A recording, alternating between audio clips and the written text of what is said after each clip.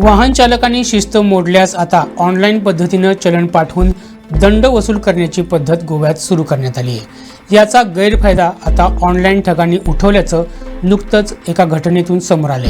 एका ऑनलाईन ठगानं गोव्याच्या आरटीओची चलन फाईल पणजी जवळील करंजाळे इथल्या एका चालकाला पाठवली। APK प्रकारची ही फाईल होती। त्या चालकानं त्या फाईलकडे गांभीर्यानं बघितलं नाही, पण नंतर फोनवरून त्याला आरटीओ कार्यालयातून बोलत असल्याचं सांगून ती फाईल डाउनलोड करण्यास भाग पाडलं। त्याप्रमाणे चालकानं फाईल डाउनलोड केली। त्यात दिल्याप्रमाणे बँक खातं आणि वाहनाचा तपशील भरून पाठवला। हा मेसेज सेंड होताच अवघ्या काही मिनिटांतच त्याच्या बँक खात्यातील 1,37,833 रुपये काढण्यात आले।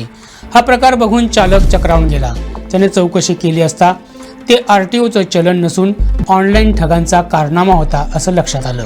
त्याने लगेच या प्रकरणी पणजी पोलीस स्थानकात तक्रार दाखल केली। पोलिसांनी भारतीय न्याय संहितेच्या कलम 319 उपकलम 2, 318 उपकलम 4 याखाली गुन्हा नोंद केला आहे। पोलीस उपनिरीक्षक महेश नाईक पुढील तपास करत आहेत। त्यामुळे तुम्हाला कोणीही बँक डिटेल मागितल्यास सावधगिरी बाळगा असं आवाहन पोलिसांनी केलं आहे। गोव्यासह महाराष्ट्रातील महत्त्वाच्या घडामोडी जाणून घेण्यासाठी आमच्या प्रुडंट मराठी यूट्यूब चॅनलला सबस्क्राईब करा।